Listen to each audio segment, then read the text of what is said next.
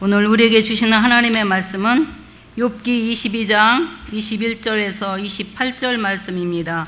구약 성경 783면입니다.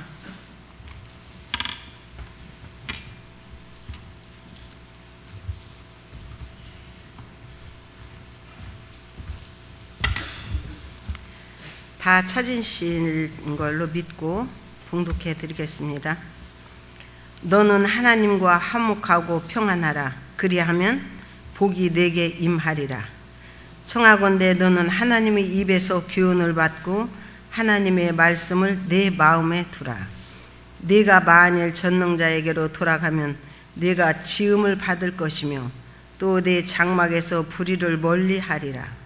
내 보화를 티끌로 여기고 오빌의 금을 계곡의 돌로 여기라. 그리하면 전능자가 내 보화가 되시며 내게 고귀한 은이 되리니 이에 내가 전능자를 기뻐하여 하나님께로 얼굴을 들 것이라. 너는 그에게 기도하겠고 그는 들으실 것이며 너의 서원을 내가 갚으리라.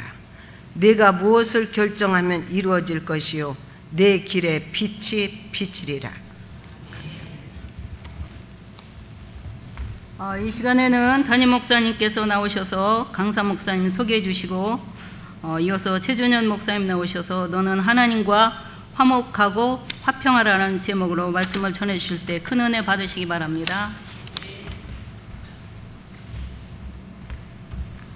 할렐루야. 오늘 저녁 참 행복한 저녁입니다. 여러분, 우리 부여중앙교회 교인이신 것에 자부심을 느끼세요?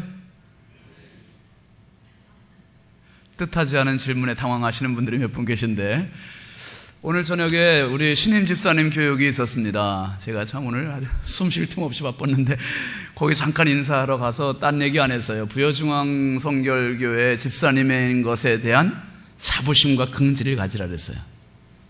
잘했죠? 이거 있어야 돼요.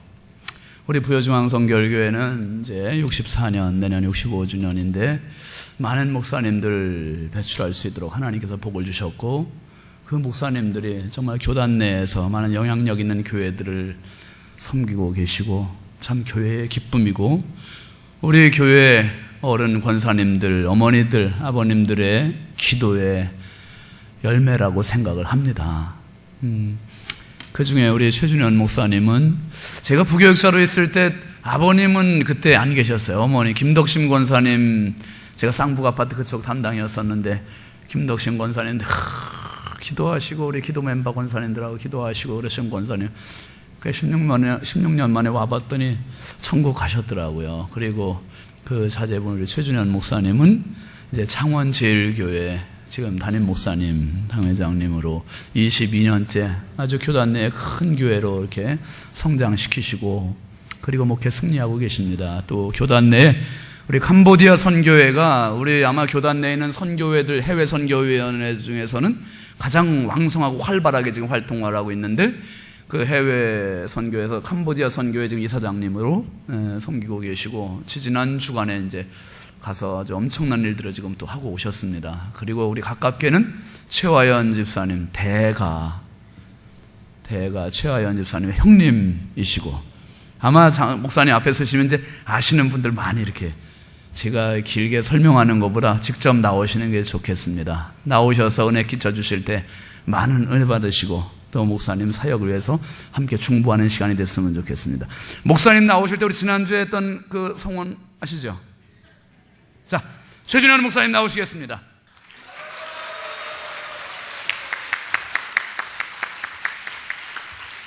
할렐루야.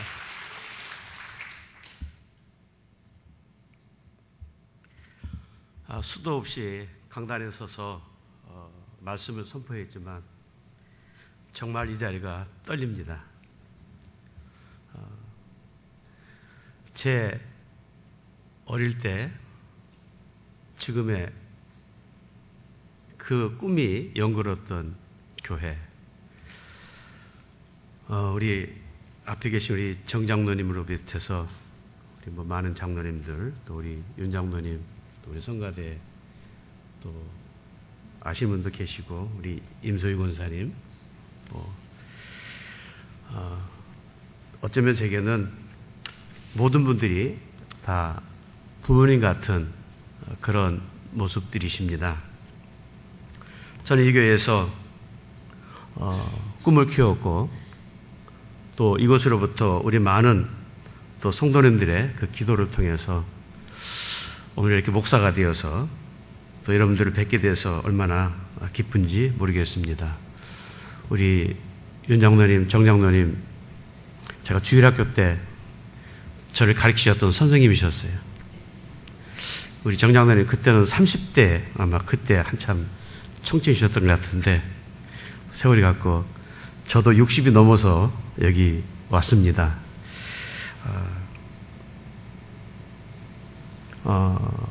여자가 시집을 가면 그 친정집이 잘 살면 그래도 큰 소리 치고 살지 않습니까? 저도 마찬가지입니다. 어디를 가든지 제가 부여중앙성결교회 출신이라는 것, 그리고 같은 교단 내에서 또 사역하는 많은 목사님들이 이 부여중앙교회 참 좋은 교회다 이렇게 얘기를 합니다. 또 저는 어디 가서 자랑할 때마다 우리 부여중앙교회는 정말 많은 목사님들이 배출된 그런 교회입니다. 아마 우리 한국교회 기독교 복음이 전파된 지 140년 어간에 초교파적으로 통틀어도 아마 우리 교회만큼 많은 목회자를 배출한 교회가 아마 없을 것입니다. 제 기억으로 적어도 우리 이 부여중앙성결교회에 그 목회자가 적어도 100명 이상의 목회자가 나온 것 같습니다. 제가 시무하는 창원제일교회도 우리 교회와 똑같이 1951년도에 설립이 된 교회입니다. 65년, 이제 내년 65년을 바라보고 있는데, 그 교회는 지금 목회자가 한 10명 정도밖에 배출이 안 됐어요. 그것도 제가 가서 22년 전에 부임해서 그때부터 이제 신학교를 간 목회자들이 한 10명 안쪽입니다. 이 교회는 그만큼 정말 축복받은 그런 교회였고, 많은 목회자가 배출될 수 있었던 것은 많은 성도님들의 기도가 있었던 것을 보게 됩니다. 저는 그래서 이 교회를 너무 저희 모교회를 저는 참 이 교회 출신인 것을 저는 너무 자랑스럽게 생각하고, 또 이 교회를 떠난 지 오래됐지만은 항상 가슴속에 뜨겁게 남아있는 그런 모 교회입니다. 또 목사님께서 저를 불러주셔서 저는 정말 감사한 마음으로 오늘 왔습니다. 저를 너무 잘 아시기 때문에 제가 무슨 말씀을 드려야 될까? 오늘 본문의 말씀을 중심으로 해서 제가 지금까지 받았던 은혜 함께 나누고자 합니다. 저는 분명히 여러분들에게 정말 자신 있게 말씀드리는 것은 오늘 저의 모습은 저의 부모님의 기도의 덕분이라고 저는 생각합니다. 저희 부모님의 기도가 계셨고, 또 저를 어릴 적부터 정말 아들처럼 여기셨던 많은 분들, 저 어릴 때 기억은 세 가지의 기억만 납니다. 집과 학교와 교회. 아침에 학교를 가면 학교 일과가 마치면 교회 와서 하루 종일 놀다가 저녁이 되면 집에 가는 것이 어쩌면 저와 우리 친구들의 그런 일과였더라고 생각합니다.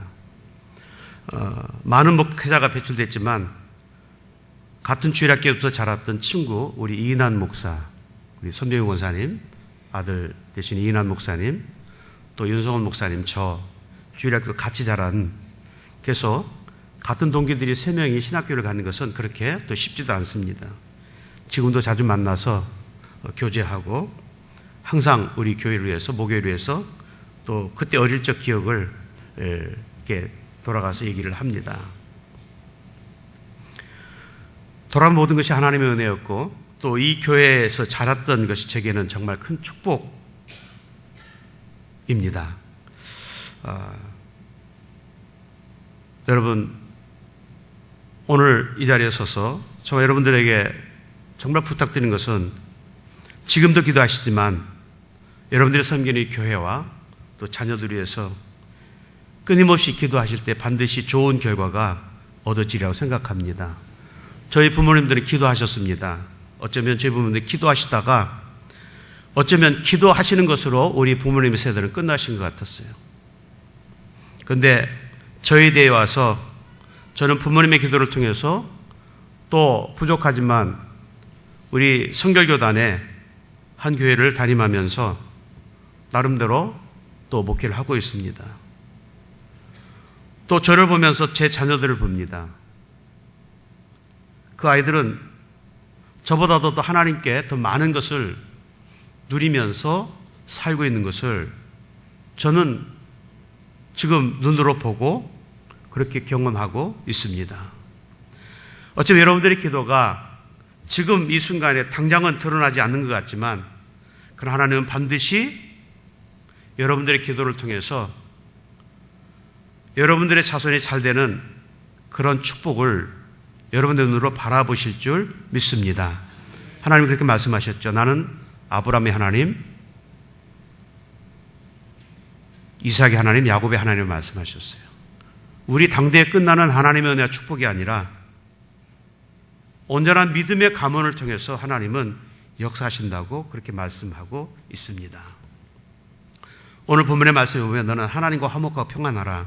그리한 복이 내게 임하리라고 말씀합니다.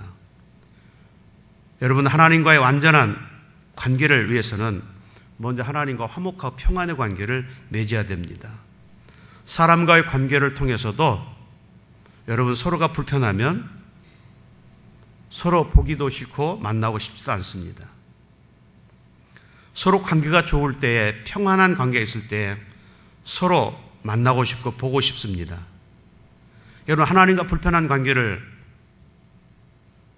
갖는다면 어떻게 하나님과 좋은 관계를 맺을 수가 있겠습니까? 하나님은 말씀합니다. 우리에게 말씀하시고 또 너희는 나 여호와의 말에 순종하라고 말씀합니다. 귀를 기울이고 순종하라. 하나님의 말씀에 절대적으로 순종하라고 말씀합니다. 유명한 무디 목사님이 엄청난 사역을 하고 있을 때에 어느 기자가 무디 목사님을 찾아와서 인터뷰를 합니다. 그 기자가 그런 말을 합니다. 목사님은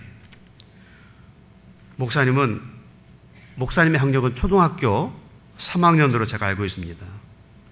또 목사님은 설교하실 때 어떤 단어의 어법도 틀리고 모든 것이 틀립니다.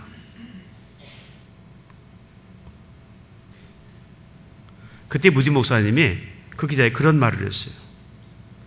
당신은 나보다 더 많은 것을 배웠고 나보다 많은 지식을 가졌지만 그러나 하나님께서는 당신보다 나에게 더 많은 것을 쓰시고 사용하셨습니다. 그러면서 그 비결을 묻습니다.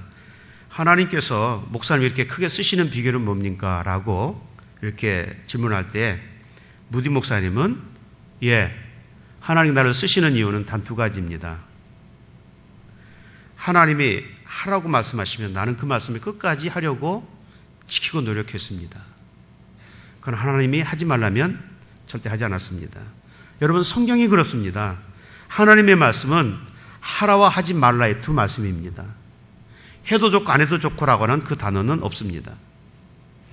무디 목사님은 하나님께서 말씀 가운데 하라 하시면 나는 어떤 인간적인 손해를 맞이할지라도 나는 그 일을 위해서 내 모든 손해를 감수하고 했더니 하나님께 나를 이렇게 쓰셨다고 말씀합니다.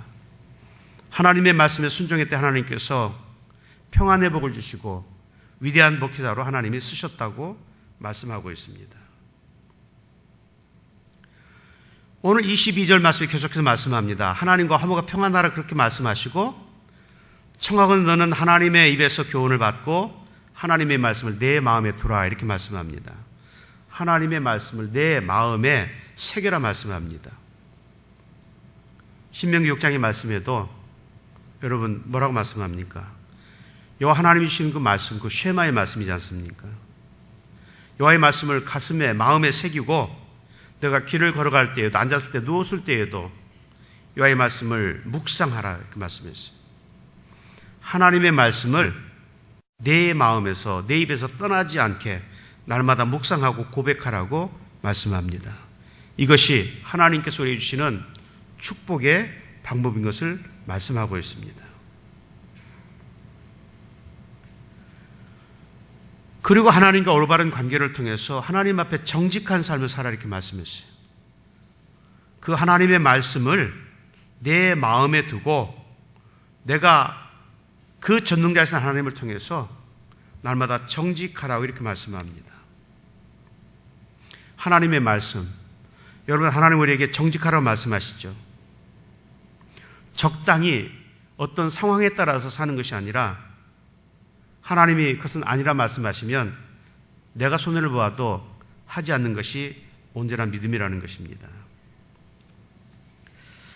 얼마 전 저희 교회에 한 여자 집사님이 제 사무실에 찾아오셨어요. 한 4년 전에 저희 교회에서 캄보디아에 우물을 파는 그런 운동을 벌였습니다. 그 우물 하나 이제 얕은데 얕게 파는 데는 뭐 한 30만 원 정도, 한 300불 정도, 좀 물을 깊게 파면 한 700불 정도 되는, 그래서 30만 원에서 100만 원 사이에 우물을 팔 수 있는, 그래서 많은 성도님들이 이제 자원을 하셨어요. 그래서 그때 캄보디아 한 30개의 우물을 팔 기회가 있었습니다. 그래서 성도에 광고를 했죠. 여러분들이 은혜 받으신 대로 그 땅에 물이 필요합니다. 식수가 필요합니다. 이렇게 많은 분들이 지원을 하셨습니다. 그런데 어느 날 한 집사님이 제게 오셔서 제게 봉투를 하나 내미십니다. 목사님, 캄보디아 우물 파는데 저도 참여하겠습니다. 그래서 이게 무슨 돈인가요? 그랬더니 제 남편, 그 남편이 다닌 회사가 그 회사 창립되면서 매출이 4조 매출을 올렸어요. 그래서 4조 매출이 달성하면서 그 회사의 직원 3,000명에게 100만 원씩 다 보너스를 이렇게 다 줬습니다.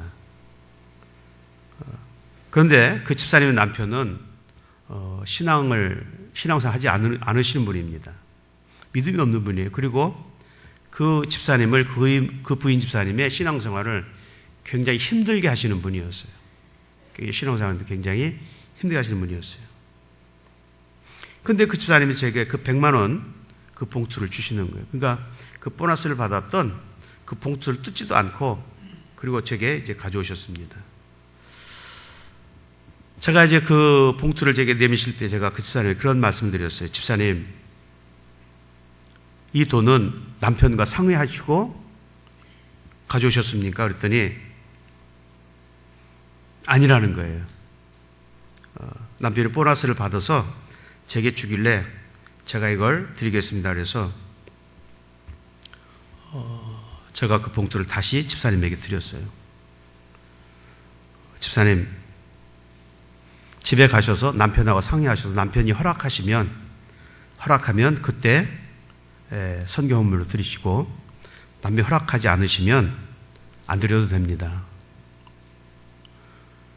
남편과 상의하지 않은 그런 예배 하나님도 기뻐받지 않을 것이죠. 그러나 집사님의 마음은 충분히 하나님께서 받으신 줄 압니다.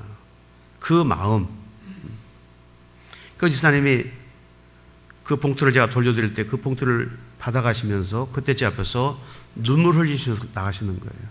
드리고 싶은데 남편하고 상의해서 남편이 허락하면 드리고, 그렇지 않으면 안 드려도 하나님은 이미 집사님 마음을 받으셨습니다. 그래서 제 앞에서 우시면서 가셨어요. 그런데 며칠 지나 주일날 아침에 제 사무실 문을 누가 두드립니다. 근데 그 집사님이 들어오시는 거예요.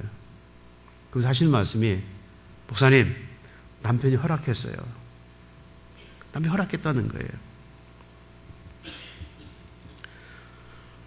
하나님께서 그 집사님의 마음을 아셔서 그 남편의 마음을 움직여 주셨다고 저는 생각합니다. 정말 그 집사님이 신앙생활 날 정말 제가 옆에서 봐도 힘들게 하시는 그런 분이었어요. 그래서 어떻게 남편이 어떻게 허락하셨어요? 그랬더니 오늘 목사님이 말씀하신 대로 가서 지금 캄보디아 우물을 파는데 저도 거기에 동참하고 싶다고. 그랬더니 그 남편이 아무렇지도 않게 당신 알아서 해. 당신 그 돈 뭐 마음대로 당신이 알아서 써 그러더라는 거예요. 그 남의 허락을 받고 너무 좋아가지고 제게 온 거예요. 그 집사님 이거 얼마예요? 그랬더니 90만 원이에요 그러더라고요. 100만 원이 10만 원이 없어졌잖아요.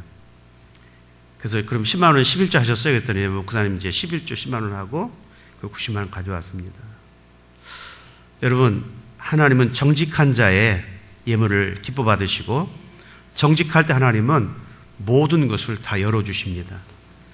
여러분, 혹시라도 그 남편이 나중에라도 그 돈 어땠어? 그러면은 글쎄요, 그 캄보디아 우물 파는데 헌금했다고 말할 수도 있겠지만 또 우물우물 할 수도 있잖아요. 만약에 그런 일이 일어났을 때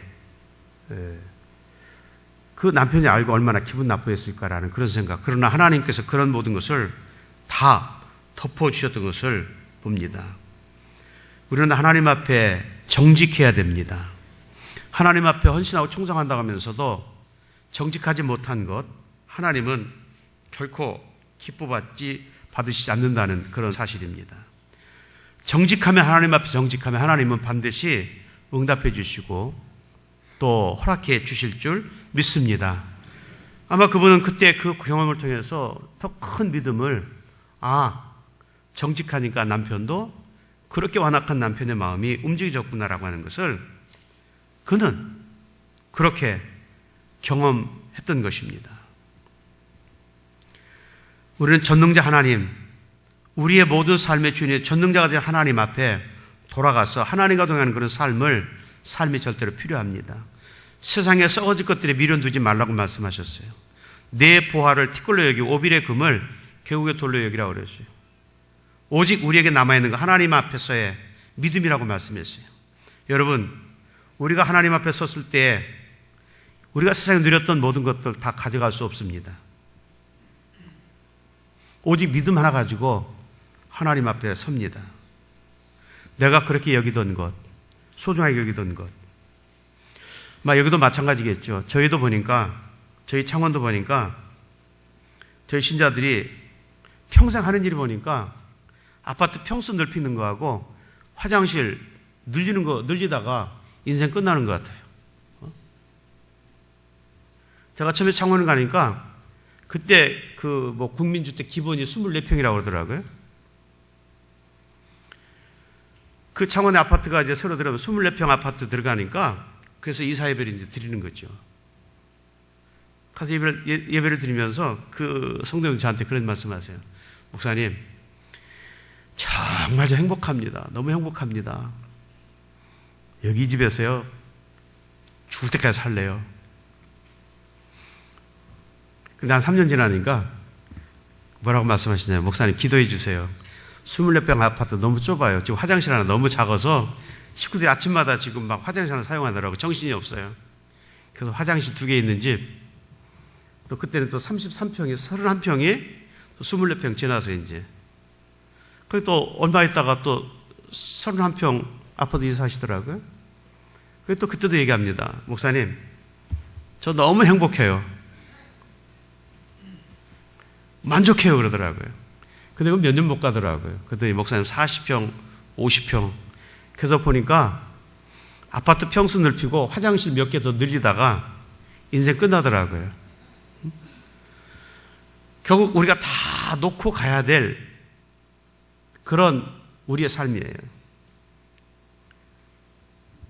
우리가 가지고 가는 거, 하나님 앞에 가지고 가는 거 믿음입니다. 오직 우리의 전능자이신 하나님, 우리의 보화가 되시고 우리의 은이 되시는 그 하나님, 그 하나님을 향하여 나가라고 말씀합니다. 그래서 오늘 특별히 본문의 말씀에 보면 내가 전능자를 기뻐해 하나님께로 얼굴을 들 것이라 그랬어요. 여러분, 해바라기가 해를 바라보고 나갑니다.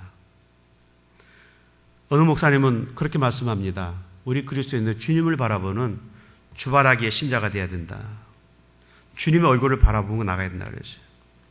여러분, 얼굴을 본다는 이야기는 뭡니까? 지금 좋은 관계를 맺고 있다는 것이죠. 여러분, 사람과 사람 사이에 불편한 관계가 되면 서로 얼굴을 쳐다보지 않습니다. 기분 나쁜 사람이 저쪽에서 오면, 기분 나쁜 사람 오면 얼굴부터 피하고 돌아가잖아요. 안 만나려고. 근데 기분 좋은 사람이 오면 어떻습니까? 달려가서 만납니다. 달려가서 그 사람 만납니다. 이거 좋은 관계를 맺는다는 것이죠. 주님과 좋은 관계를 맺으라고 우리가 말씀하고 있습니다. 더 나가서 오늘 27절 말씀에 너는 그에게 기도하겠고 그는 들으실 것이며 너의 손을 내가 갚으리라 말씀합니다. 하나님 앞에 기도하라고 말씀합니다. 하나님 앞에 기도하면 하나님이 들으시고 너의 손을 갚아주실 거라 말씀합니다. 한 15년 전에 저희 교회에 좀 굉장히 가슴 아픈 일이 있어서 우리 성도 가운데 젊은 분인데 그 아이들이 남배인데 큰아이가 그 초등학교 3학년 그 남자아이가 한 2학년 정도 엄마가 갑자기 어떤 병으로 인해서 세상을 갑자기 떠나게 됐어요. 그것도 30대 초반에 젊은 사람이 세상을 떠나니까 정말 마음이 아프더라고요. 정말 교회가 얼마나 마음이 아팠는지.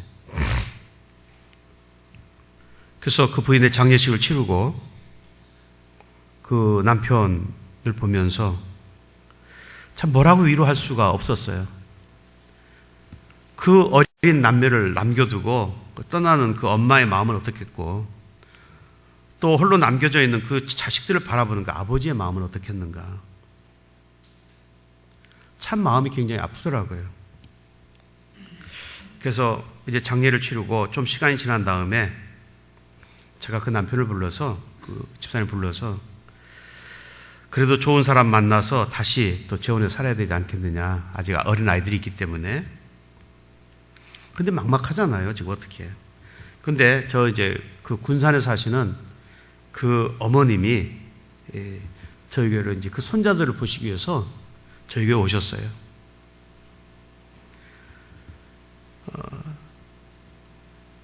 참 며느리가 세상을 떠나고 그 빈자리를 할머니가 그 손녀들의 그 손녀의 빈자리를 메꾼다는 게 쉽지는 않겠죠.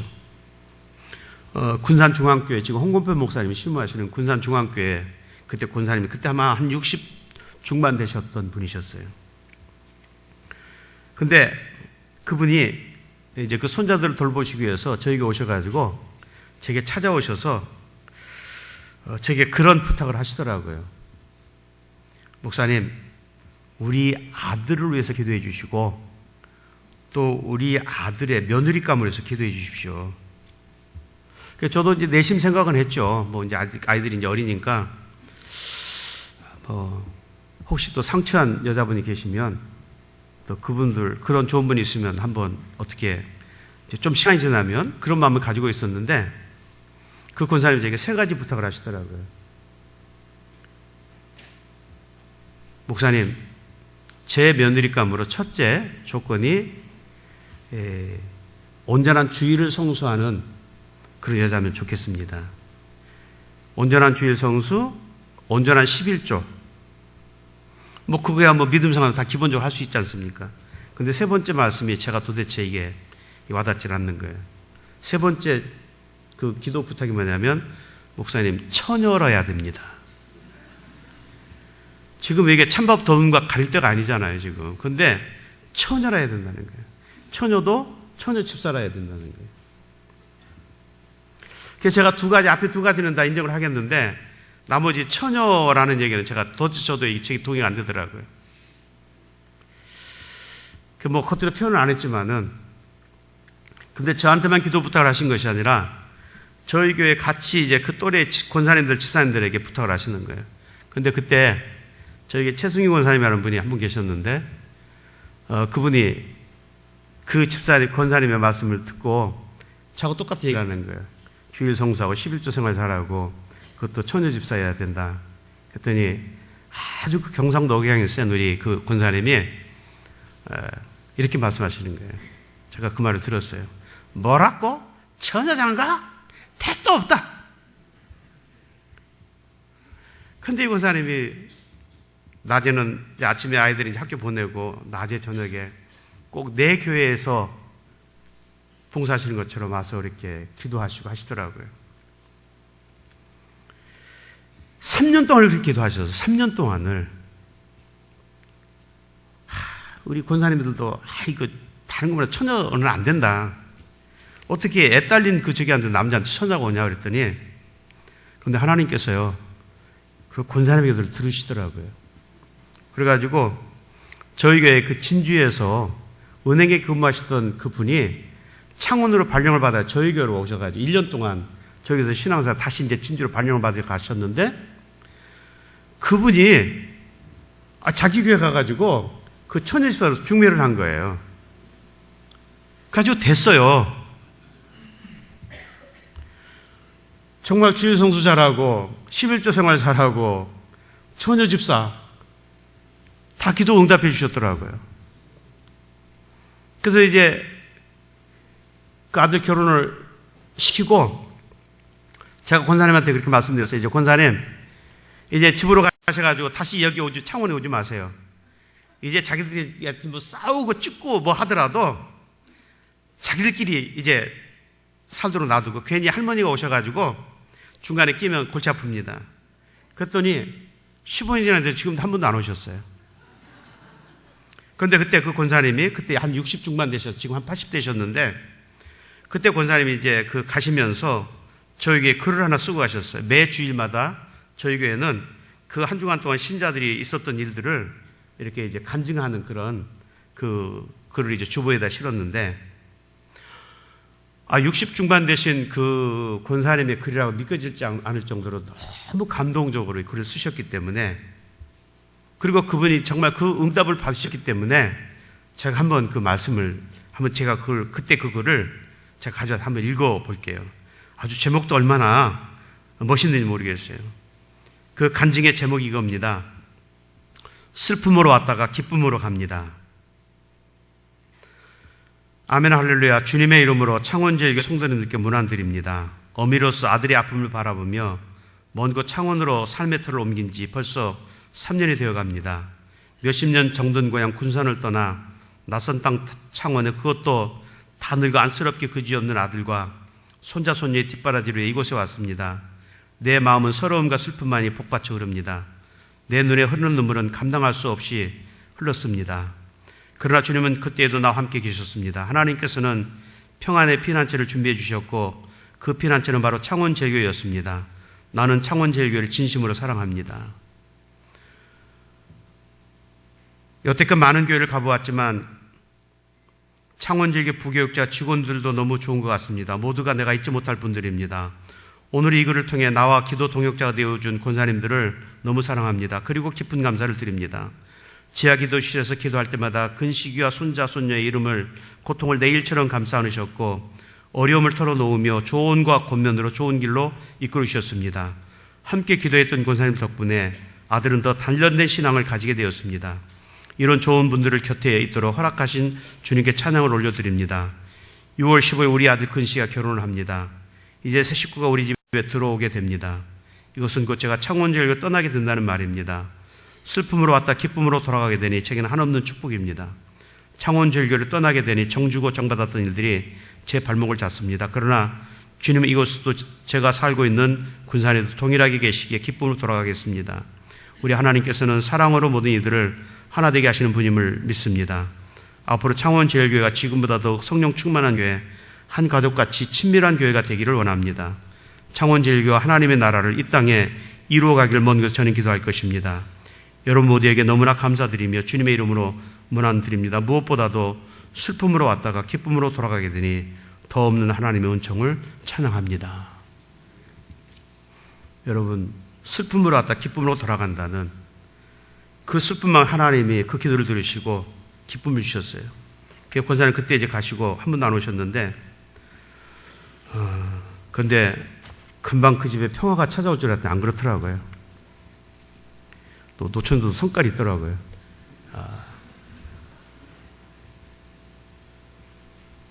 뭐 한 3년은 보니까 뭐 지지고 볶고 싸우고 난리가 나더라고요. 이제 서로 이제 기선제압하느라고. 근데 세월 흐르면서 이제 이 질서가 잡혀가면서 지금 그 아들이 이제 고려대학교 이제 지금 재학 중이고, 그 딸은 이제 고신대학교 간호학교를 졸업해서 이제 간호사로 아주 행복하게 잘 살고 있습니다. 여러분들 어떤 기도의 제목이 있습니까? 하나님은 반드시 여러분들의 그 눈물의 기도를 들어 응답해 주실 줄 믿습니다. 저는 이 교회를 어릴 때부터 바라보면서 수많은 우리 부모님들 보았습니다. 지금 우리 교회가 이렇게 참 우리 이 교회가 좋은 교회라고 소문나 있지만 그래도 때때로 어려운 일들이 있었어요. 저도 어릴 때 보았어요. 그럴 때마다 저는 하나님의 재단에 엎드려 기도하시던 우리 부모님들 모습을 보았습니다. 그분들은 앞으로 드러내지도 않고 그저 엎드려서 기도할 때 모든 문제가 사라져가는 것을 저는 보았습니다. 여러분, 하나님이 말씀하시면 또 우리가 하나님 기도 하나님 응답해 주시고 우리를 형통케 하신다고 말씀하셨어요. 저는 목회를 하면서 그런 분들을 참 많이 봅니다. 제가 22년 전 저희 교회에 처음 부임했을 때 첫 신방을 부임 생활할 때 어린이집을 운영하는 한 집사님을 그 어린이집을 가서 예배를 드리면서 문득 제 마음속에 그런 생각이 오더라고요. 집사님, 앞으로 어린이집이 아니라 창원의 제일 큰 유치원을 한번 운영하는 그런 꿈을 꿔보세요. 그랬더니 그 집사님 제게 말씀하시기를, 목사님, 저희 어린이집 하나도 벅차요 그러더라고요. 그런데도 제가 한 말이 계속 가슴에 이제 담아있는 거죠.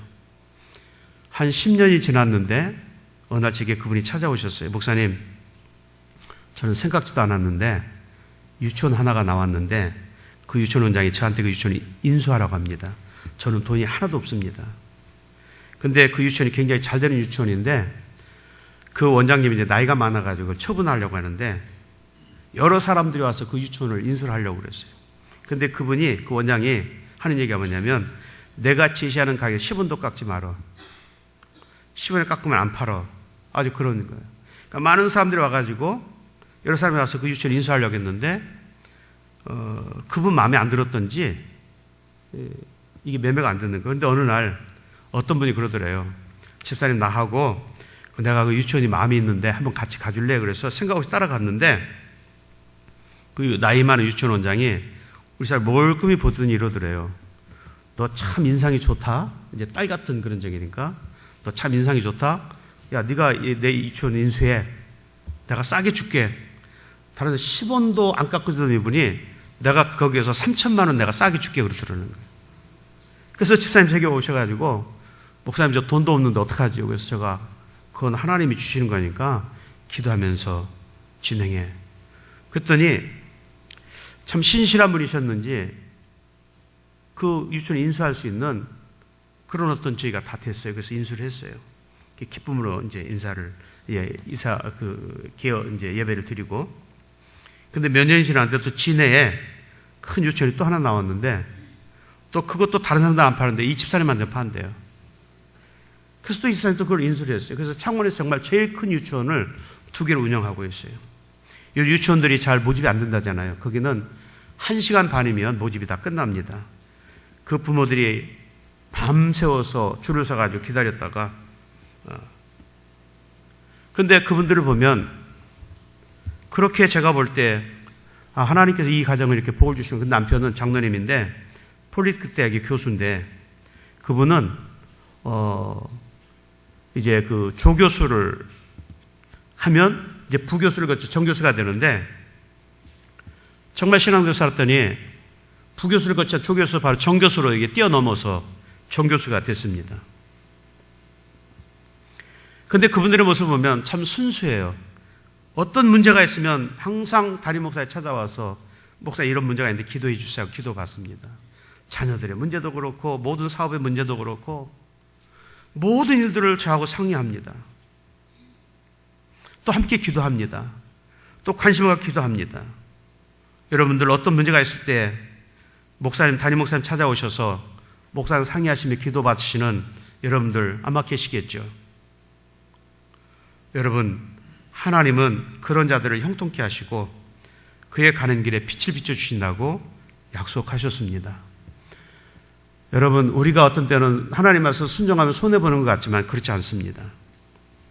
저희 교회도 제가 처음 부임했을 때 교회가 굉장히 허름했어요. 가서 부임해보니까 교회가 문제가 생겨가지고 서로 싸우고 난리들이 났어요. 3년 동안 신자들 200명의 교회를 떠난 교회였어요.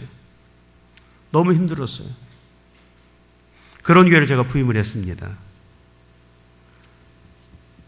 얼마나 상처를 받았든지 제가 부임했는데 신자들이 제게 마음의 문을 열지를 않았어요. 한 6개월 지나니까 겨우 이제 마음의 문을 열고, 그리고 1년 반이 지나면서 이제 교회가 회복이 되면서 교회를 건축할 수밖에 없었던 상황이 됐어요. 제가 그때 저에게 신자들에게 그렇게 말했어요. 이 교회를 건축하는데 모든 건축한 모든 것을 내가 위임해라. 나한테 위임해라. 그럼 내가 이 교회를 정말 내가 잘 건축을 하겠다. 그래서 모든 성도에게 위임을 했어요. 건축위원회가 있지만은 모든 설계부터 시작해서 설계 의뢰부터 해서 건설회사까지 제게 다 임을 해서 제가 다 이제 설계도 의뢰했고 건축회사도 제가 의뢰를 했고, 그리고 건축하는 동안에 신자들이 제가 그랬어요. 절대로 건축 현장에 신자를 나타나지 말아라. 괜히 건축 현장에 나와가지고 뭐 이래라 저래라 하다 보면 이게 건축 이상하게 가잖아요. 그래서 저희는요 정말 1년 8개월 동안 교회를 짓는데 신자들이 교회 현장에 얼씬도 안 했어요. 그리고 교회 딱 건축하고 입당하는 날 그때 신자들이 다 모여서 함께 예배당에 이제 입당을 했었어요. 여러분, 저는 무엇을 여러분들에게 말씀드리냐면, 여러분, 목사는 이 교회에서 목숨을 내놓고 일하는 사람입니다. 오늘 우리 신 목사님도 마찬가지일 거예요. 나이가 어리다고, 여러분 나이가 어리다고? 아닙니다. 목사는 하나님이 세우신 하나님의 종입니다. 목사님이 잘못하면 하나님이 심판하시고 잘하면 하나님이 또 축복하십니다. 절대로 목사님과의 관계를, 좋은 관계를 맺으시기 바랍니다. 목사님의 의견을 존중해 주시기 바랍니다. 아까 목사님이 그냥 여러분 이해하고 들으세요. 얘기가 나왔으니까. 제가 타고 온 차를 이렇게 보시더라고요. 그랬더니 그 주차장에 뭐 좀 이상한 차가 놓여 있으니까 저한테 물으시라 목사님, 저 차 목사님 차요? 그래서 예, 제 차입니다. 제 차가 교회에서 사준 차죠. 외제차입니다. 1년 전에 저희 교회에서 제게 그 외제차를 사주셨어요. 그것도 꽤 좋은 차거든요. 목사님들이 사실 그게 쉽게 타는 차는 아니었어요. 근데 저희 창원은 기계공단이죠. 우리나라가 알아주는 이제 기계산업공단입니다. 그래서 뭐 그 창원공단에서는 기계를 이렇게 많이 이제 뭐 만들어서 이제 수출하는 게 거의 적이잖아요. 그래서 우리는 뭐 수출해서 먹고 사는 도시가 창원입니다. 그래서 대한민국에서 굉장히 소득수준이 높아요. 서울 다음으로 울산 다음으로 창원입니다. 그리고 거제거든요. 그러나 여러분, 돈이 많다고 해서 생활수준이 높다고 해서 되는 건 아니죠. 오늘 장로님들 제게 묻습니다. 목사님 차를 바꾸시는데 목사님 필요하신 차가 무엇입니까? 그래서 제가 이제 여러 이제 그 차 종류를 뭐 국산 차도 외제차도 이렇게 다 이렇게 이제 그 한번 그 견적을 내봤어요. 그랬더니 지금 제가 차는 차가 안전성이 좋고 또 경제성, 효율성이 좋더라고요. 그래서 제가 장로님 이 차가 좋겠습니다. 그랬더니 장로님들이 그 목사님 알아서 하십시오라고 하셔서 제가 그 차를 이제 뺏어 타고 다니는데 또 창원이기 때문에 장거리를 많이 다닙니다. 사실 제 수준에 뭐 이렇게 저런 차를 탈 수 있는 수준은 아니지만 그래도 우리 장로님들이 흔쾌하게 허락을 하셨기 때문에 제가 기쁨으로 타고 다닙니다. 여러분, 목사님이 어떤 일을 계획하시면 됩니다, 안 됩니다 라는 말보다는 목사님한테 맡기시기 바랍니다. 오늘 저희 장로님 한 분이 제게 그런 말씀 하시더라고요. 목사님이 어떤 의견을 내놓으시면 장로들은 이게 안 된다라고 하는데, 그래서 목사님이 이거 안 됩니다, 다시 재고해 오시라고 하는데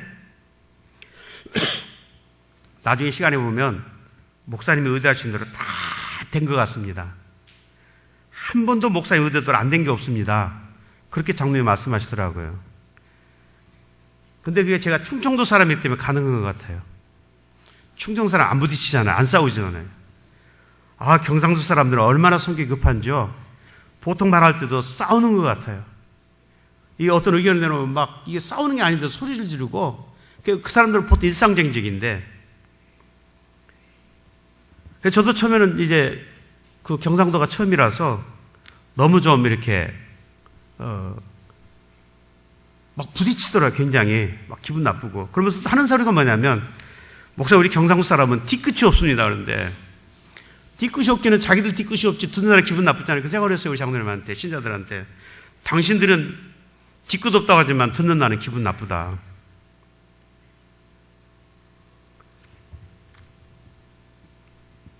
근데 이제 그게 기질인 것 같아요. 그래서 우리 당에서도 어떤 문제를 놓고 된다 안 된다 이렇게 얘기를 하잖아요. 그러면 저는 아무 소리 안 하고, 그러면 당에서 장로님이 그래요. 그럼 장로님 더 기도하고 다음에 우리 한 번 더 일어납시다. 또 이제 기도하고 또 당회에 모여서 또 내놓으면 또 된다 안 된다 그러죠. 그럼 또 기도합시다. 그게 몇 번 하니까 나중에 장로님들이 알아서 하세요. 그런데 이제 나중에 이게 습관이 돼가지고 제가 어떤 계획을 내놓으면 그때부터 무조건 목사님 다 하세요. 장로님들은 그저 뒤에서 도와주시고 기도하고. 그래서 제가 22년을 살았어요. 22년을. 여러분, 22년 세월이 보니까 쉬운 세월이 아니더라고요. 그건 뭐냐? 이제는 서로 인정할 게 인정한다는 얘기죠. 여러분, 담임 목사가 여러분 교회에서 목숨을 내놓고 일하는데 왜 신자를 자꾸 반대하십니까? 전적으로 목사님 말씀에 존중해 주시고, 여러분들의 담임 목사님이 어디 나가시면 가장 그래도 어디가 빠지지 않는 목사님 돼야 되잖아요. 저는 목회를 하면서 우리 교회 신자들이 제게 선물을 참 많이 합니다. 근데 선물을 받으면 참 좋은 것들을 많이 하세요. 제가 어떤 제 수준에 맞지 않는, 때로는 저에게 좋은 옷도 해주시고 좋은 선물 해주셔요. 그러면서 신자들이 제가 하는 말이 뭐냐면, 어디 목사님들 모임에 가시면 절대로 목사님 빠지시면 안 됩니다. 그게 저희 교회 신자들이 제게 하시는 말씀이에요. 여러분, 그래서 신자들이 그걸 인정을 하지 않으면 할 수 없잖아요. 그래서 어디 가면, 그래도 저는 그래서 옷이나 이런 것을 신경을 쓰고 우리 모임에 나갑니다. 왜냐하면 그것이 교회 수준이기 때문에. 적어도 부여중앙교회는 이 지역의 모 교회이고 가장 영향력 있는 교회입니다. 우리 교단에 영향력 있는 교회 중에 하나입니다. 여러분들의 목사님 세워주실 때에 목사님 세움을 받는 것이 아니라 그 목사님을 통해서 교회가 빛이 나는 것이죠. 어느 목사님이 어느 교회 부흥회를 갔다 오시면서 제게 말씀하시는데 그런 말씀하시는 거예요. 그놈의 교회 하더라고요. 왜 자꾸 그놈의 교회 그래? 그랬더니 그게 신자들이 너무 목사님 힘들게 한다고. 여러분, 그런 교회, 그놈의 교회라는 얘기를 듣는 게 좋으시겠습니까? 아니죠. 좋은 소문이 나는 교회. 그런 교회. 바로 좋은 소문이 나는 교회는 좋은 신자가 있다는 그런 얘기입니다. 언제나 우리 하나님과 함께하고 우리 하나님 앞에 기도하며 나아가는 그런 교회. 사랑하는 성도 여러분, 저는 오늘 두서없이 말씀을 드렸습니다. 그러나 저는 어릴 때부터 이 교회에서 배우고 들었던 것, 또 모든 우리 부모님들의 그 기도의 모습을 보면서 자랐습니다. 기도하는 거에는 다른 방법이 없다는 것을 저는 보았습니다. 그리고 그것이 지금까지 제 목회의 디딤돌이 되었습니다. 그리고 좋은 모습들을 보고 자랐기 때문에 또 제가 목회자의 길을 걸어가고 있습니다. 정말 우리 모교회, 우리 부여중앙교회는 정말 축복받은 교회입니다. 제가 따져봤어요. 제가 한 10년 의외로 밑으로 이렇게 봤더니 정말 10년 밑으로 너무 많은 목회자들이 나왔잖아요. 저 선배 중에 우리 조현 목사님, 거기도 삼형제 목사입니다. 우리 이난 목사님, 거기도 삼형제 목사입니다. 윤성호 목사님 가정, 거기도 삼형제 목사입니다. 저희 집도 저와 제 동생이, 막내 동생이 목사입니다. 제 아들도 지금 이제 대학원을 졸업하고 내년에 2월에 졸업하고 사역을 합니다. 좋은 모습을 보았기 때문에, 좋은 전통을 보고 배웠기 때문에 우리는 주저 없이 목회자의 길을 걸어가는데 조금 더 주저함 없이 그 길을 걸어갔던 것입니다.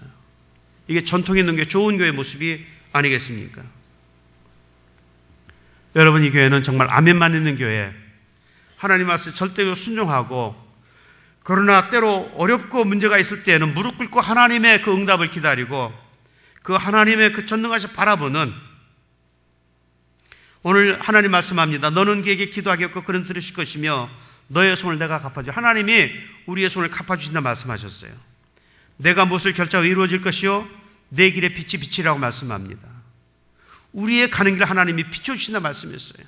열린 대로와 같이 신명기 28장의 말씀처럼 내가 들어와도 나도 복을 받을 것이며 내가 형통한 자가 될 것이라고 말씀합니다.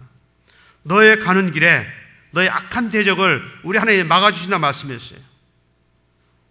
온전한 믿음의 사람, 하나님 앞에 인정받는 믿음의 성도, 오늘 우리 부여중앙교회 모든 성도님들 모두가 다 하나님 앞에 인정받고 하나님이 축복시 기뻐하시는 그 은혜가 넘치는 복된 교회, 그래서 갈수록 좋은 소문만 나는 아름다운 교회 되시기를 주님의 이름으로 축원을 드립니다. 하나님 감사합니다. 참 부족한 종을 귀한 강단으로 불러주셔서 지난 세월을 돌아보고 참으로 이렇게 귀한 시간을 허락하신 것 감사드립니다. 좋은 믿음의 선배들 밑에서 자란 하나님, 이 종이 우리 선배들의 귀한 기도를 통해서 미력 하나마 이 교회, 이 교단의 목회자가 되고 교단에 헌신하는 귀한 삶을 살게 하신 것 감사드립니다. 하나님, 앞으로 지금까지도 우리 부여중앙교회가 우리 한국교회에 참으로 좋은 소문이 난 교회였습니다. 앞으로 주님 오시는 그날까지 하나님 교회다운 교회로서, 성도다운 성도의 교회로서 빛이 나고 본이 되며 모두가 다 닮고 싶은 교회, 닮고 싶은 성도의 모습이 오늘 우리 교회를 통해서 그렇게 드러나도록 주님 도와주실 줄 믿습니다. 모든 영광 주님께 드리며 예수 그리스도 이름 받들어 감사하며 나옵나이다. 아멘.